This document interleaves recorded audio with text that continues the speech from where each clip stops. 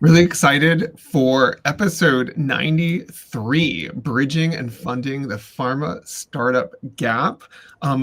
In about 20 minutes, we're going to be answering a question from ChatGPT. And the question, Naomi, for you to think about that we'll come back to is, what is the funniest or most extreme way you've seen a startup try to stand out during an accelerator application or pitch? We will come back to that question later, but for right now, we're going to get started. So I'm going to start the music and we'll be right back.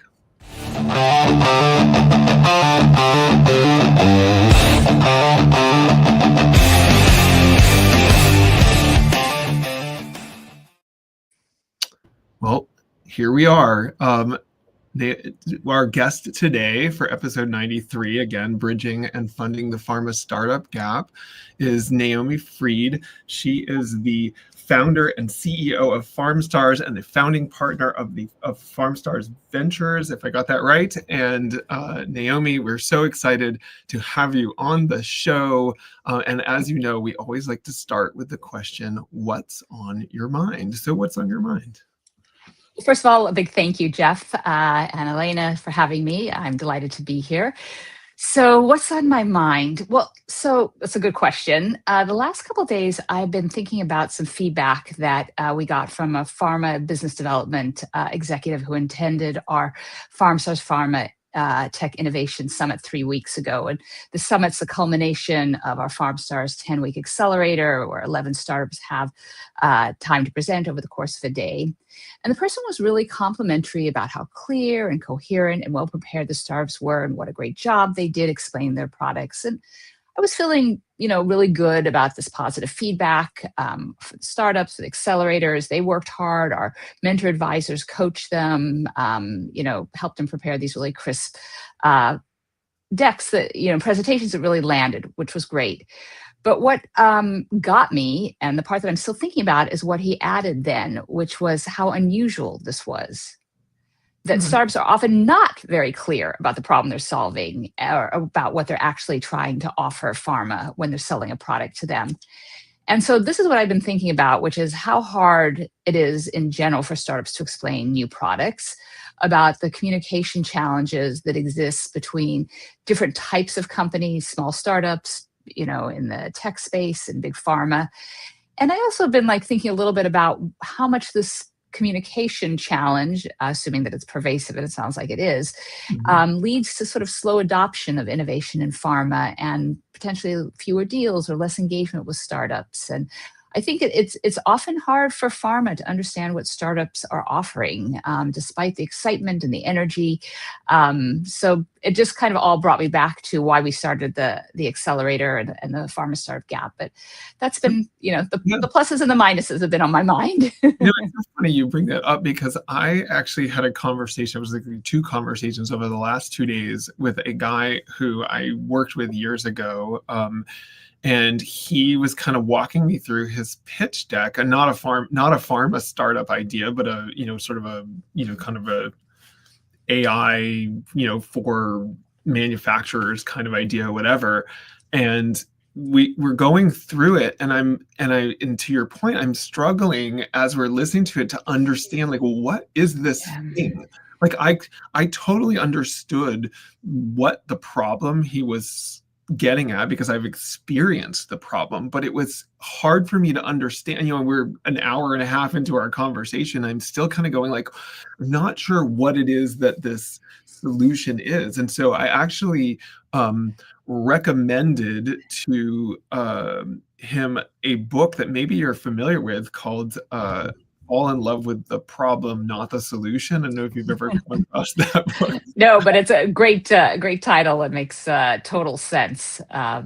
So, yeah, I think first of all, that you listened for an hour and a half. very nice. In most sales pitches, if you've lost them after 2 or 3 minutes, you've lost them for good. So you're a patient guy, Jeff. But I think that, yeah, you have to be able to explain the problem, and you have to be able to explain the solution in a very clear and simple way. And that's so much harder than people realize. And we coach our startups to try to explain it in a way that your grandmother or grandfather would understand it. Like, it's got to be that simple. Don't burden your audience with like complexity or having to think really hard. They won't get it. So, and it's a lot harder than it sounds. Well, so I have a question. Do you think that it's largely a communication issue, or it has something to do with the fact that their product changes so fast and they just kind of forget to take the audience along the way? Where do you think the root cause of it is? So I think so in general, I think people get very immersed in their products, and they can't see the forest for the trees, and they can't sort of understand the context. And to your point, they may add features and just keep building. I think that's a general problem. I think if you look at what's happening between digital health startups and pharma, I think that the problem is actually much bigger. It's actually a problem that we've given a name to. We call it the Pharma-Startup gap. And the Pharma-Startup gap is sort of the fundamentally different way that digital health tech startups and big pharma operate. And because they operate in so many different ways, it makes it really hard for them to connect. And so we've sort of double clicked on, well, what is driving that Pharma-Startup gap? So it's actually a difference in language. They use different terms. They talk about different things. They obviously make very different types of products. So they're in different universes, from, a software versus a chemical, therapy to treat people. But it's language, it's culture, it's appetite for risk. There's very different resources. The speed at which things get done in a tech startup versus a big pharma, completely different. And it just turns out that, these two groups and types of companies are in totally different universes. That being said, there are amazing synergistic things that happen when they get together and share the innovation and patients benefit. And, we've got to bridge that gap. That's why we started our accelerator, to help with communication and to help get these products into the hands that they need to. Yeah, and as a former height, Naomi, sorry I messed up my schedule and joined a little late, but as a former participant in PharmStars, I can say you're a graduate. You are.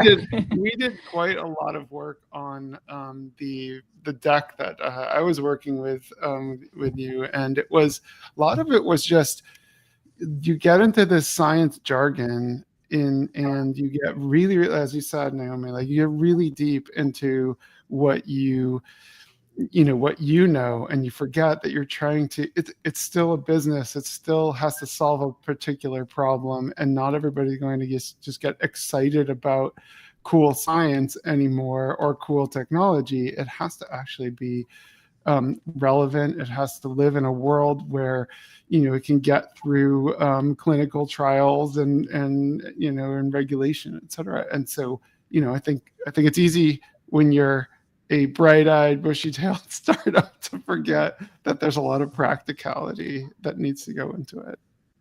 And I think go ahead. We see that with our scientific startups in particular, because they have their own language that, not everybody has access to. And so we really have to unpack, define, explain, bring the audience or the potential client on a journey with you that's clear and exciting. Well, and just to build on that, because I remember, I don't know if it was when Eric was going through the PharmStars process, but I remember working with Eric on pitch deck work when in his prior work.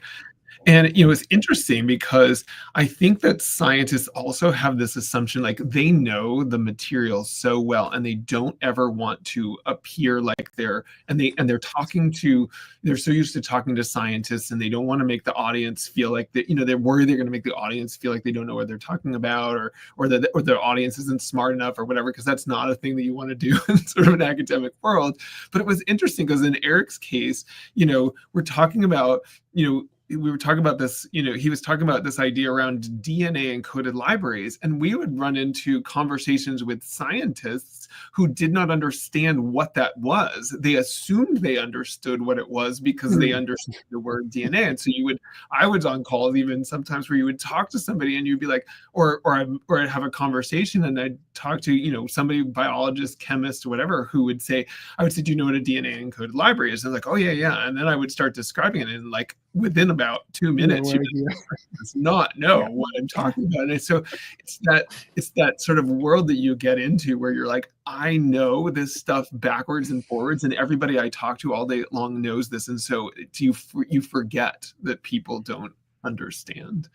And I think it even taking it, sort of up, 30,000 feet, it's about knowing who your audience actually is. So, Eric would have one pitch for a scientific audience. He would have another pitch for a potential pharma client. And I got news for you, a totally different pitch for an investor. And so recognizing it's not one size that fits all. I know it's more work, but you have to differentiate. If you want to connect with your audience, you have to know who they are and know what they want to hear and, what language they'll respond to.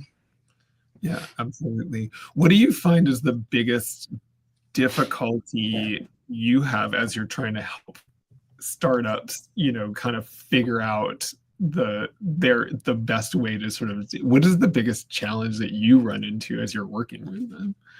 So what we think is really important for the startups to be successful is to be responding to a real problem that pharma has. They're not going to buy their product unless the problem is real. So we spend a fair bit of time first educating startups about how pharma works, because it's a very opaque industry. So we talk about how drugs are developed, the work that gets done, how pharma is organized, the business of pharma. We provide all that background. But I think what the startups really work hard on is being able to articulate their pharma value proposition, which starts with the problem pharma has.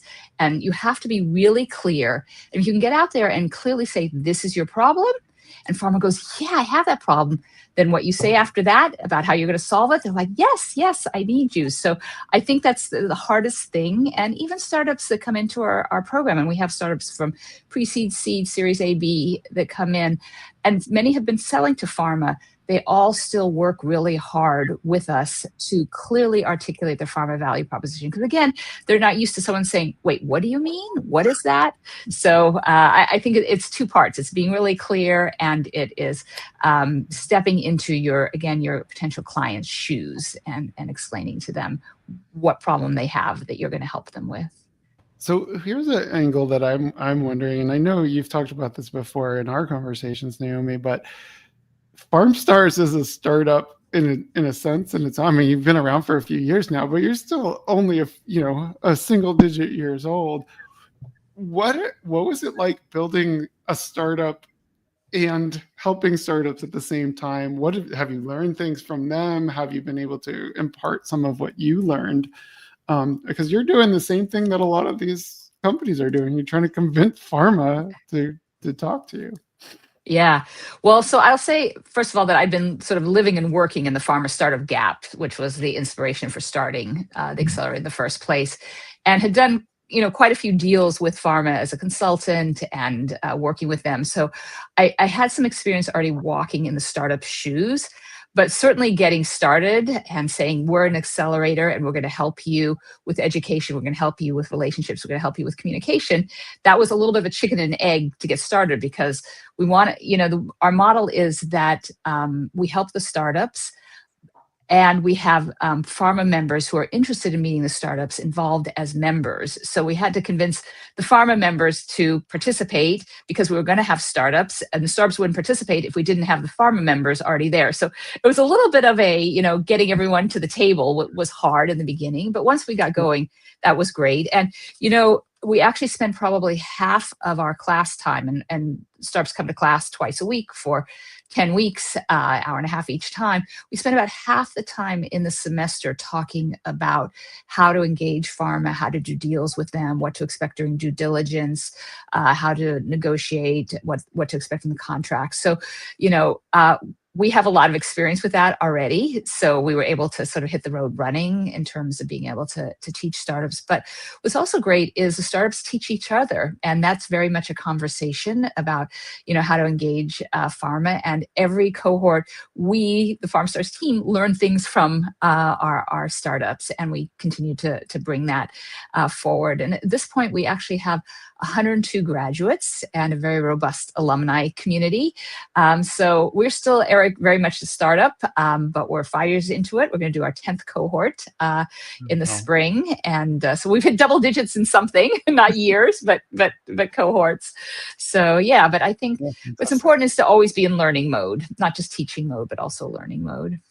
No. Oh, go ahead, Elena. So I was just going to say, and you started alluding to it, Naomi, that, pharma is a very kind of specific industry with their own ways of how they do it and how they invest, and very R&D heavy and whatnot. And that kind of calls to be a very pharma specific accelerator, right? So how does that requirement make you different from other accelerators in the market? Yeah, great question, Elena. So we're trying to bridge the pharma startup gap, which, first of all, no other accelerator is trying to do. And we are only for startups that are digital health. So if you have, a molecule, you don't belong in our startup because you actually have a much smaller, if any, gap with pharma companies because you're building the same type of product. So we're focused on digital health startups that want to sell to pharma. So very, very niche. And what we've done to really try to address this problem is to build what I refer to as Pharma University, PharmaU. And Pharma University has 3 components. The first component is a comprehensive curriculum that we built. This is the 10-week curriculum where startups come to class for an hour and a half twice a week, and they learn all about how pharma is organized, how drugs are made, the work that gets done. We do a lot of workshops, and they really get deep into all the different functions, the regulatory environment, and as I said, also practical advice. So the first part of PharmaU is that comprehensive curriculum. The second piece is really wonderful personalized mentoring. We have a small vetted group of former pharma executives who work with our startups, and each startup works with 1 to 2 mentors over the course of the semester, and they go really deep with them. They really get to know the product, they get to know the company. I love that Eric nodding along because he's been there, done that. Yeah. And so that's very unique. You see a lot of accelerators that have big networks of mentors, and someone will come in, talk with you for an hour, and that's it. That's not our model at all. Ours is very personalized, very customized, very deep, very intense, and the startups love that. Then the third part of Pharma University is actually not for the startups, but it's for the pharma companies, recognizing that there's a gap and there's 2 sides of the gap. So we actually work with pharma companies also, teaching them about how startups work, how to engage with them, talking a lot about digital innovation, what's emerging in the industry, what it takes to adopt innovation inside a big organization like pharma. So we put together a curriculum that is in a program that's truly unique. And so that's how we do it, Elena. So Naomi, there's obviously this huge shift towards AI, and maybe you guys got to this in the early parts of but I'm just curious and you've started PharmStars like right when that AI thing kind of just started taking off, and now you've been 5 years into this. What are you seeing as the impact? Are people sort of understanding that it's a hype cycle on top of a productivity tool, or like what are you seeing from that AI perspective? And then I guess we could lead into the AI question. Yeah. A lot of things. So first of all, we've been, as I said, around for about 5 years, and probably 80% of our startups have had AI built into their solutions or machine learning. They've been using these types of tools for quite a while. I think it was probably, 2 years ago when ChatGPT sort of hit the market, everyone got very excited. To your point, we're probably still in a hype cycle about, AI is going to revolutionize everything. And when we talk to our pharma members, they're all, very far down the road of using generative AI sort of in their organizations and in their background, starting to see more generative AI, generative agentic AI tools now coming on board.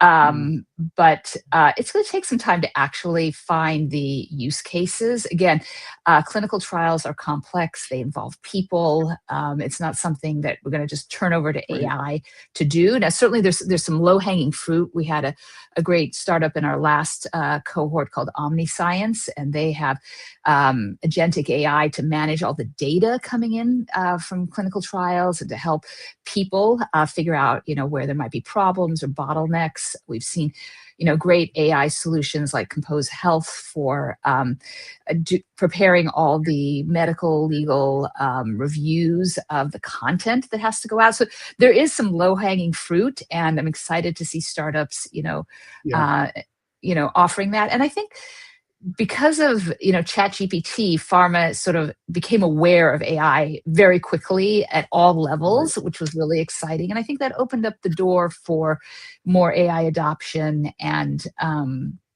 even more digital health adoption. So I think we'll get past the hype and the froth and start seeing some really good use cases. I truly believe that we're in a period where instead of it being all hype, like maybe it was in the last cycle, this is actually, it's real. We're seeing real world applications. But I do think, as you said, like this, it's going to solve everything and everybody's going to be out of a job and none of it. Like in the end of the day, a device or a drug or whatever is not just the molecule or the software. It's that plus the clinical trials. It's that plus all of the regulatory stuff that you have to go through. And that stuff, I don't think AI is anywhere near replacing. It's funny, Eric, as you see that there's this cartoon that I've put into a couple of presentations recently, and it's a picture of this guy with a giant hammer that says AI, and this is going to solve all our problems. Exactly. Whatever. And then there's a bunch of screws on the table. No nails, just screws. Yeah. So Jeff, do you want to ask some questions? Since we're at that point in the episode, we're talking about AI. So the question if I can find my question again, the question was, what's the funniest or most extreme way you've seen a startup try to stand out during it says during an accelerator application, but let's say or during a pitch? And the part I didn't read before was bonus points if it involved wearables. So oh no, you stole my yes. So I will tell you, by the time our startups get to the showcase, they have really polished pitches and they're not trying to stand out with anything particularly crazy. They want to just communicate. But I do think there was one of our startups, I think it might have been Exosystems, that actually has a wearable for measuring musculoskeletal response. And they're going along and they're talking about it, and all of a sudden the guy pulls up his sleeve and there's the wearable, and then the data pops up on the screen. So it was like a real-time demo of him, and happily he was healthy and everything was good. But it definitely sort of grabbed people to but I think mostly wearables. That sounds more like slick more than funny, but yeah, that's cool. Yeah, we see a lot of very slick presentations with robotic arms. I mean, there's some very cool things. People use video, which is a nice way to engage the audience. It's funny that that ChatGPT actually predicted the wearables part. Yeah. It does give a sense of it does know something. Although Eric and Elena know that I always refer to ChatGPT as the collective stupidity of the internet. Well, so Naomi, I was gonna earlier you had brought something up that is a subject that I really have been thinking a lot about recently, and I'm interested in your take on it in your world, which is networking, and how important the networking is to this whole process. I mean, obviously, you get in front of pharma companies, but how do you do that? And by the way, my guess, I could be wrong here, but I'm going to just take a wild guess here, is that you're talking about a lot of people, often people with science backgrounds, academic backgrounds, whatever, that are interested in creating these companies who maybe networking is not sort of their go-to, like, oh, this is what I wanted to do. I don't know, you tell me. But the introvert looks at their feet and the extrovert looks at your feet, that kind of So I'd just be interested in hearing, like, what is the kind of coaching you give folks from a networking perspective, and how do you, if that is really a gap, part of the gap, is that a part of the gap that you help them overcome? So most of the entrepreneurs that come into our program are really passionate about their solutions and really excited. And I think they'll talk to anyone about them. Your feet, my feet. I don't think it matters. They just get them started and they want to talk about it. So we don't do a lot of coaching around sort of networking, but we do build networks and two types of networks. So for the startups, first of all, they come into the cohort. There's about 10, 11 startups. There's a couple people from each startup, and they really get to know each other. They're always assembled around a theme. Some of our previous accelerator themes have included digital innovations in clinical trials and oncology and women's health and neurology, real world data. Our last one was on data management and insights. We've done one on rare disease. So the startups have something in common, but the cohort is non-competitive. The startups are not doing the same thing by any means. So they start to meet each other. And what's fun is sometimes they even end up going into business together and doing partnerships, which is super cool. But anyway, they meet each other, and then they go through this very, intense program with workshops and games, and they're in breakout rooms and they're coaching each other, so that they really meet. And then this all culminates with at the startup showcase, they're in person again after being virtual for 8 or 9 weeks and hearing each other's final pitches and just really celebrating their accomplishments. So there's a nice community that builds up during the cohort. And then we actually have an ongoing program that we call Graduate School, where all of our alumni get to come back and not just work together, but also hear from great speakers, hear from investors. We had a great marketing series going on that you guys spoke at, which was awesome. But all sorts of really useful programming. And so the startups get to know each other. And we have a WhatsApp group for the alumni. They share advice. They ask questions. It's wonderful to be in a community of like-minded folks, particularly when you're an innovator, particularly when you're a startup, particularly when you're trying to sell into a complex industry like pharma. So we have this great startup community and network. It's over 200 alumni strong now, very, very vibrant. So that's a lot of fun. And then I said we built 2 networks. So one's a startup. Guess what? The other one is the pharma companies. And they also like to network and talk to each other.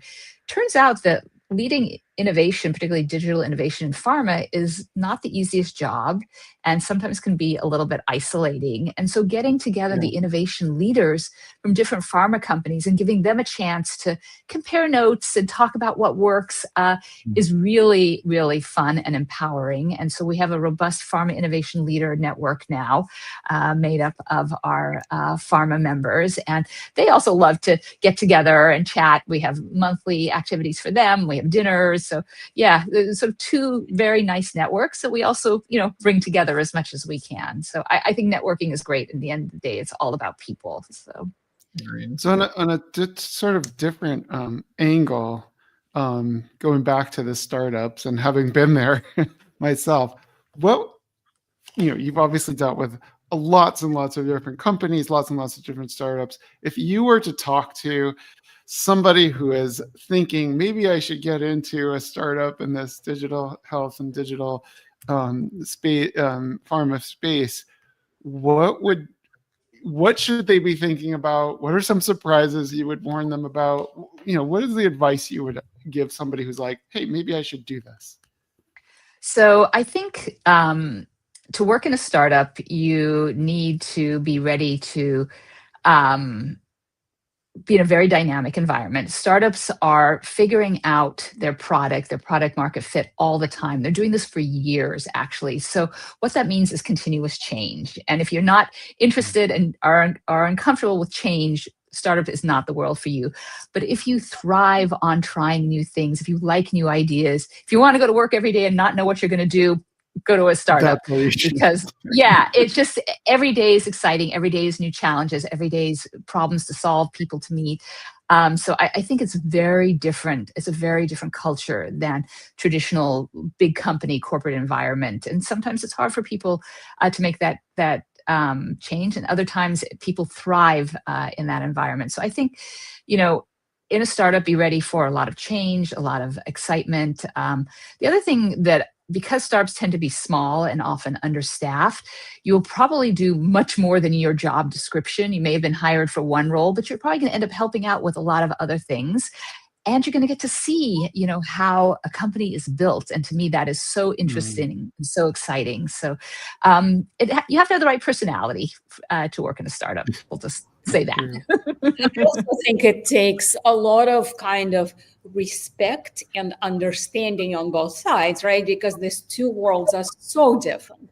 But in an established structure, it's so difficult to innovate that they have to be open and respectful and accepting of the tiny little entities that dare to do this, right? Discovery, innovation, and the legwork then could then be absorbed into a large structure and given scale.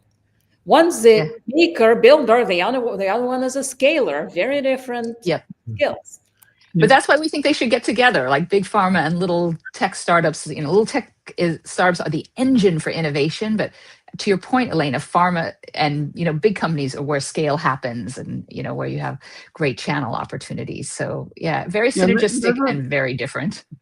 Yeah, and there's always an attempt, I think, by the pharmas, I think with greater or lesser success, to kind of recreate that startup environment inside of the company.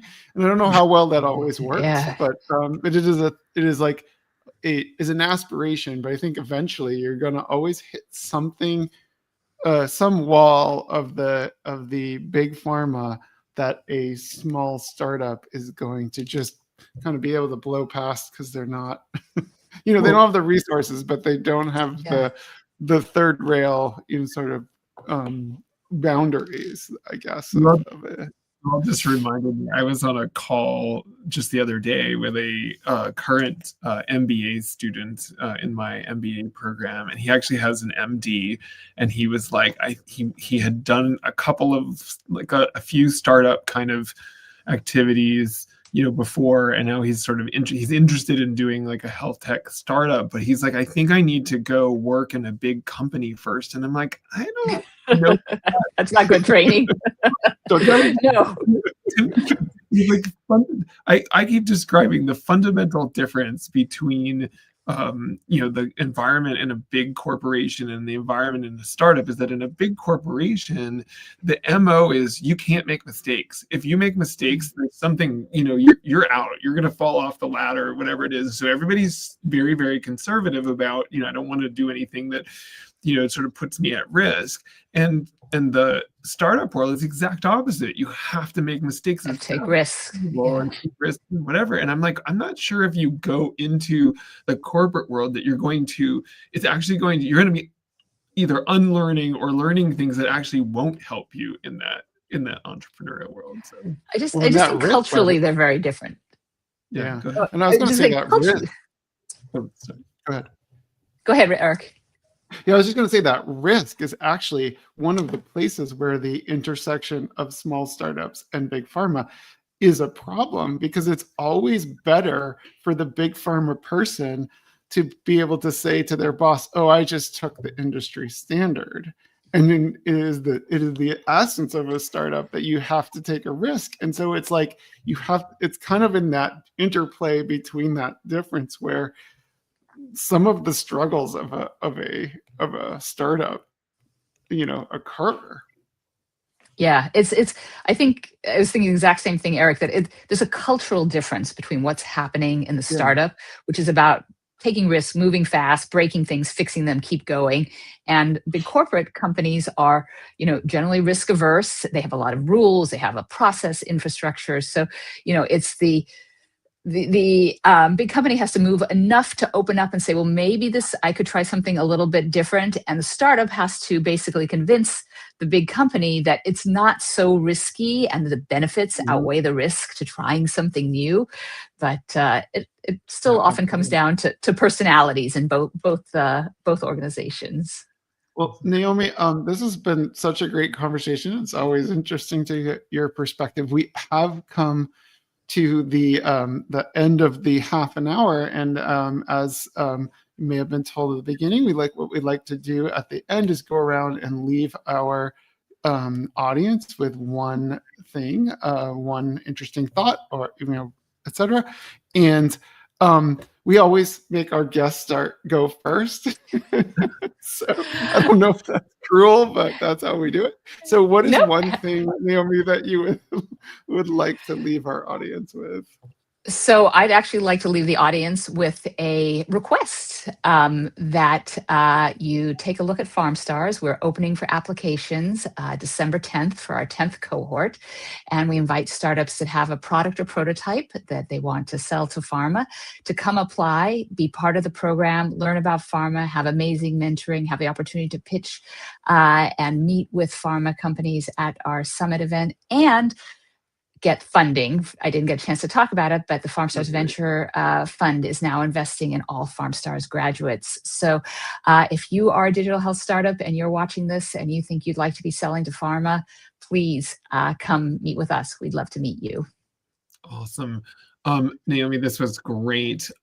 Before I jump in with my one thing, what is the best place if people want to connect with you, reach you? What's the best place to reach out? So if you want information about PharmStars, visit our website or shoot us an email at info@pharmstars.com. You can reach me on LinkedIn, but better to go to the website and read all about it and connect with us there and find the applications starting December 10th on our website. Awesome. I would say, I guess my one thing is going to be, this is sort of the clear sort of theme of everything we're talking about is that there's this difference, there's this gap that you talk about in language between the way big pharma corporations and startups are talking about their work. And so the work you all are doing to help startups sort of bridge that gap and helping pharmas, sort of talk to these startups in a way that everybody's understanding what's going on, because to your point, there's so much innovation out there that is, if you don't want amazing possibilities to get lost because people are not able to communicate them. So I love that work that you're doing, and I will pass it over to Elena. I would second that. Having worked at pharma and having worked at digital startups, I definitely hear what you're talking about. This is real. And it takes a lot of education on both sides. So I would second Jeff, and kudos to you for doing this work, because innovation will, be commercialized faster because of your work. So my one thing is actually going to be two things. One is I just want to go back to that last point we were making about this risk and the sort of balance between like startups being all about risk and pharma being all about mitigating risk, and how do you kind of make that case. And I think that's all in what we're all talking about, which is the communication. How do you communicate those benefits so that the risk is outweighed by what they might get out of this? The other thing I want to talk about is just the fact that having gone through the program, it is a lot of work in it, but it is good work. The deck that we made, I used every conversation just about after that for whatever it was, two more years that my company was around. It was an incredible artifact that came out of this. Fantastic learnings from being in the program. So if you are thinking about it, I would definitely say go ahead. And actually, I don't know if you've changed the application process, but I don't recall it being that like ridiculously hard to get to apply. So So I encourage people as a graduate of the program to go ahead and look into it at least. So thank you again, Naomi. This has been a fantastic conversation, and we look forward to continue to hear amazing things out of PharmStars. Oh, thank you, Eric. Thank you, Jeff. Thank you, Elena, for having me. It's really been fun talking with you. Absolutely. Thank Thank you. you.